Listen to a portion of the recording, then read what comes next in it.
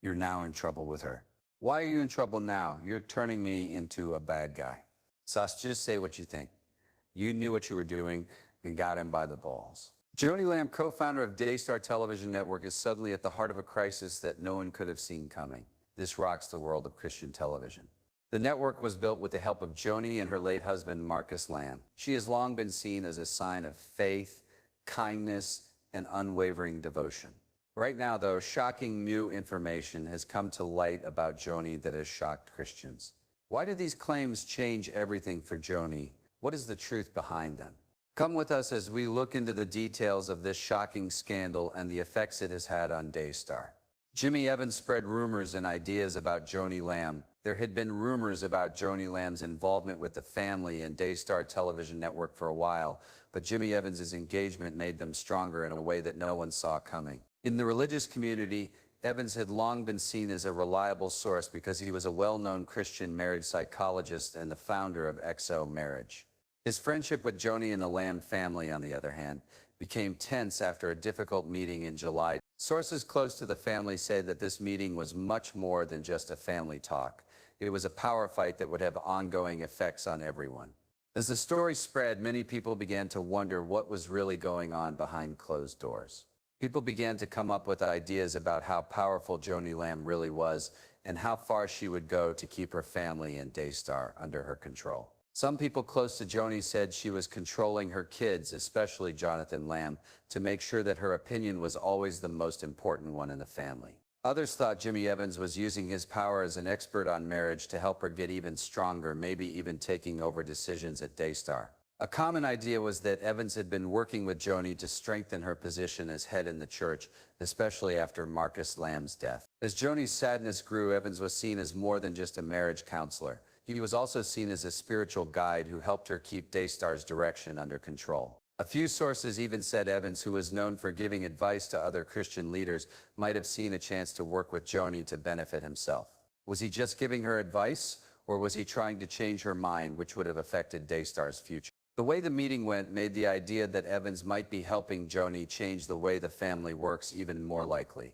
Evans is said to have put a lot of pressure on Jonathan Lamb and his wife Susie during this meeting. Evans told Jonathan that he needed to obey his mother's authority because, in his words, Joni's voice was just as real as God's. For people who knew the family, the idea that Joni could speak for God and that her choices were predetermined by God set off danger bells. Could Joni have been making herself look like the clear spiritual leader of Daystar with Evans's help? There were some who thought Evans was taking advantage of Joni's weakness after Marcus's death to gain more control over the Lamb family's business. Some people thought that Joni's growing power was a way to protect Daystar's reputation after Marcus died. Some people in the family thought that Joni was more motivated to hold on to her power now that Marcus wasn't there to keep things in balance. Joni seemed to be fighting for her place at the top, either out of fear, ambition, or a desire to protect Daystar's future. There were rumors that she was trying to silence any disagreements in the family, especially Jonathan, who had been seen for a long time as Daystar's possible heir. Some people thought Joni was trying to strengthen her position and stop anyone from questioning her power by forcing Jonathan to give in. They all started with the idea that Joni had become a controlling figure in the family and the church with the help of Jimmy Evans. But why? Was this about keeping power for personal reasons, or was it about keeping Daystar's future and the Lamb family's history safe? The more people thought about it, the more difficult it looked. As the rumors got stronger, the thought that Joni's impact was getting more and more dangerous grew. People started to wonder if she was really looking out for her family's best interests, or if she was just using her power to keep things going. People were talking about Joni's power battle, and it wasn't just about how much control she had over her family. They were also talking about how much control she had over the direction of the church. Was the goal of Daystar less about sharing faith and more about keeping the Lamb family as the top family on Christian TV? Because Jimmy Evans was involved, this web of rumors kept getting big. What did Joni's bond with Evans look like, and how much power did Evans really have in the family? Was he just giving Daystar advice, or was he part of a bigger plan to control her future? There were a lot of different and strong ideas about what part he played in the family's problem. Others saw Evans as a good-hearted but wrong-headed advisor, while others saw him as a puppet master. In any case, the growing conflict in the family seemed to be caused by the way Joni's power and Evans's impact came together. For many, the most important question was what was going on behind the scenes. Could the power battles and lies of the leaders of the Lamb family be causing it to fall apart? The family used to be strong, united by faith and love. Many Daystar fans and followers were curious about what the truth was about Joni Lamb, Jimmy Evans, and the future of the show. They also wanted to know if the Lamb family would ever be able to recover from the damage done by the scandals and lies. Having trouble? What's wrong with you? You're turning me into a bad guy. They're really scary, that's what happened. Do you think that submission means she's God's voice to you? They asked her, I'm sorry, can you clarify? She replied, she's the voice of God to me. She's God's voice, so I have to hear from her. What she says is God outside of Daystar. In Daystar, this is the voice of God. But what responsibility does she have if she's wrong? You also say you want to pray about it. A lot of people have prayed.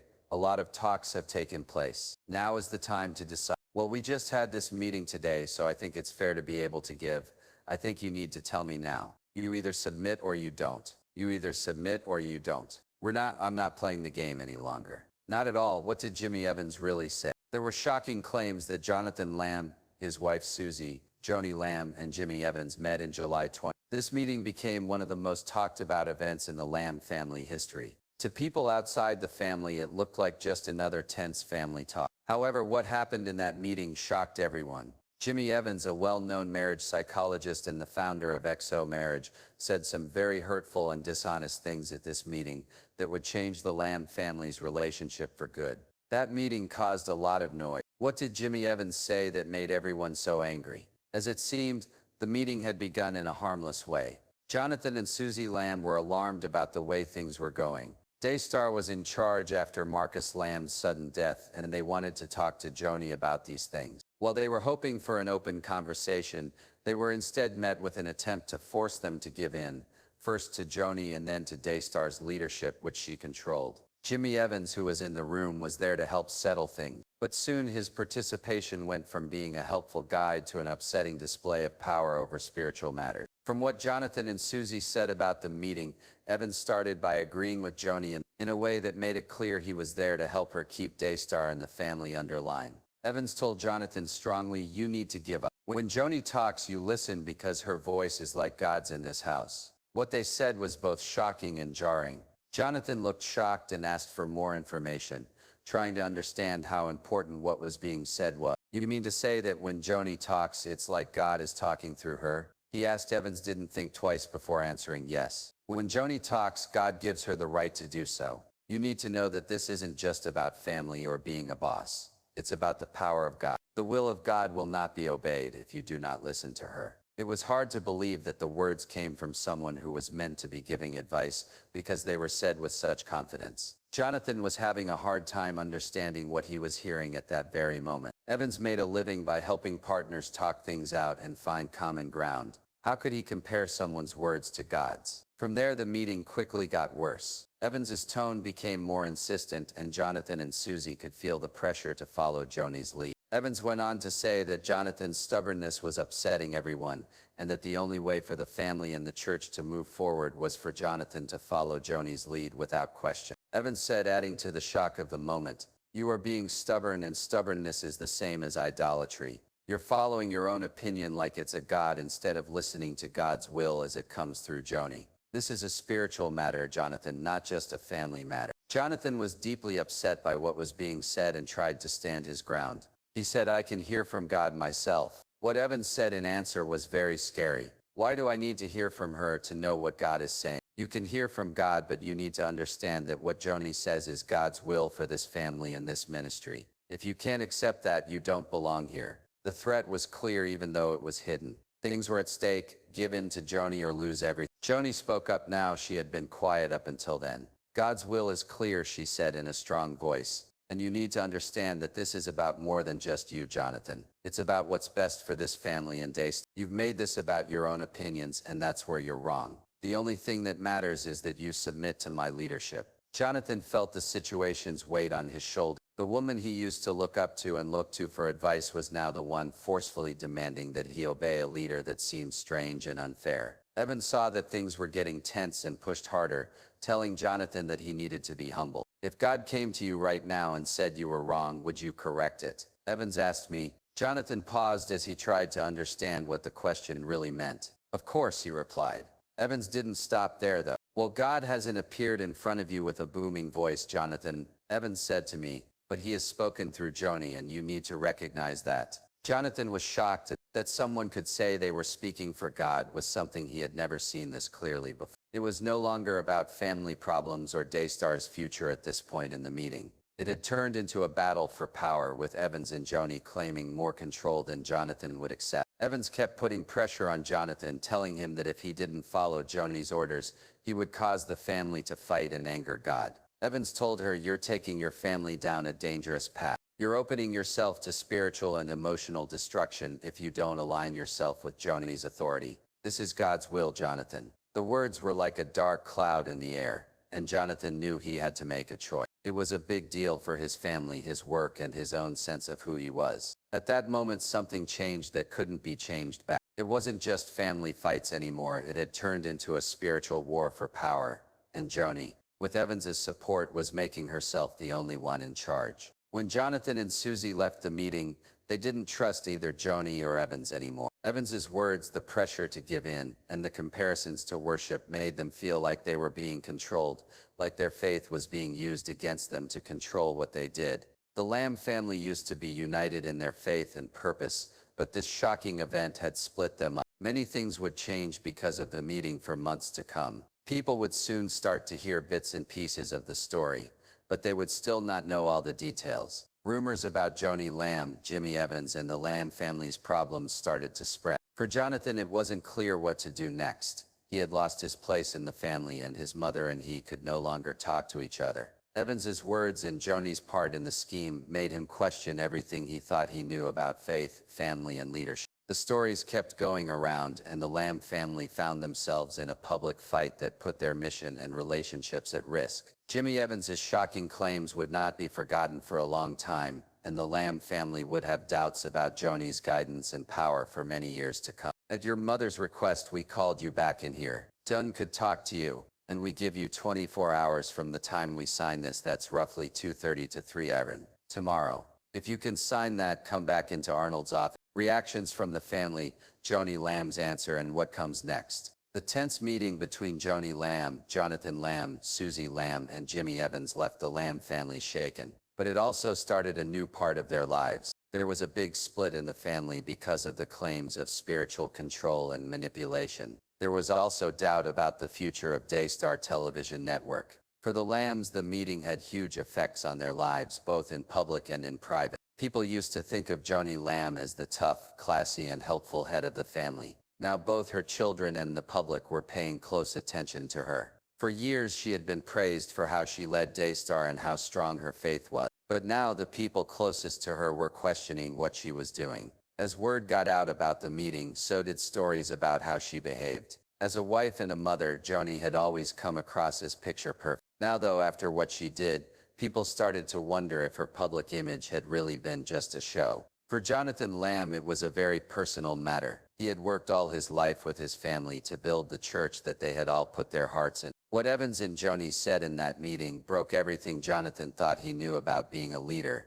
his faith, and his family. He felt forced to obey his mother in a way that didn't make sense, and as a result, he began to doubt everything he had believed. He was angry and hurt about his connection with his mother, which had always been a source of strength for him. He felt alone and useless because he had been spiritually abused and was stuck in a family situation that was no longer good. Joni, on the other hand, had a problem that she didn't see coming. As the public face of Daystar, she had won the hearts of millions of people for years. She had been the rock of her family for years. She had to fight to keep control of both her family and the network now that Jonathan didn't want to follow her lead. After a fight at the meeting with Jonathan and Susie, Joni shut herself off because she didn't know how to deal with her feelings. She had always thought of herself as the family's head and the one who kept everything together. On the other hand, the people she had worked so hard to protect were grilling her. Joni's reaction to what was going on was one of rebellion and denial. She wouldn't take any criticism of her rule,